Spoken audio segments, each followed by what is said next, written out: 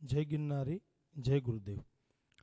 वर्तमान में देश और दुनिया की जो परिस्थिति है उसमें भी श्री केशवानंद बापू वेद विद्यालय में जिज्ञासु ऋषि कुमारों को विज्ञान के माध्यम से पूज्य महामंडलेश्वर माँ कनकेश्वरी देवी जी के द्वारा शास्त्रों और पुराणों का जो अध्ययन कराया जा रहा है उनमें से कुछ सूत्रात्मक बातें हम श्री खोखरा हनुमान धाम की अधिकृत यूट्यूब चैनल के माध्यम से श्री गुरुचरणामृत आचमन के रूप में आपके सामने प्रस्तुत कर रहे हैं। आपसे निवेदन है कि इस चैनल को सब्सक्राइब करें और इस प्रासादिक वाणी का पूरा आनंद प्राप्त करें। जय गिरनारी। जाने अनजाने में भी जब भी कोई गलत काम हमसे हो जाता है तो ऐसे में क्या करना चाहिए ताकि वो दोबारा ना हो, तो उसके कारण को समाप्त करना चाहिए। और उसके कारण को कैसे ढूंढेंगे?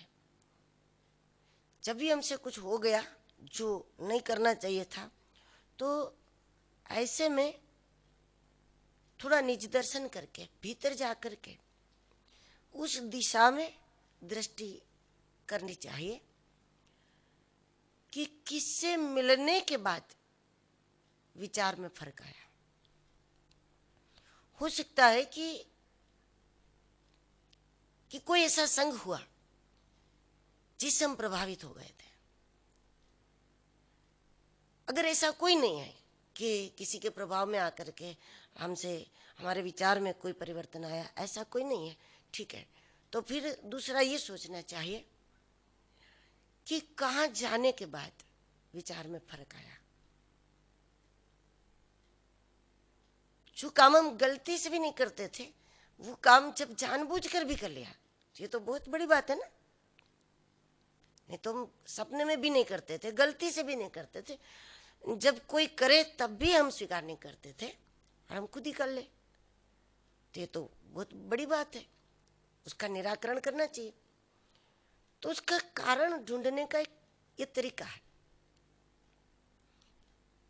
कि किससे मिलने के बाद हमारा अंतरंग प्रभावित हुआ था, या फिर कहाँ जाने के बाद विचार में फर्क आया, संस्कारों में गिरावट आई। कहाँ जाने के बाद, वो कौन सी भूमि थी, वो कौन सी जगह थी,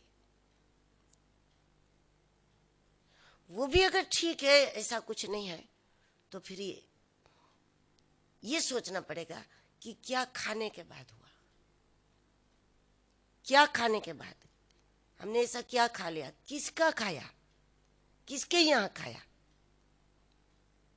वो किस प्रकार का अन्न था, या वो अन्न ठीक नहीं था, या बनाने वाला ठीक नहीं था, उसके विचार ठीक नहीं थे, वहां इसका कारण पड़ा है।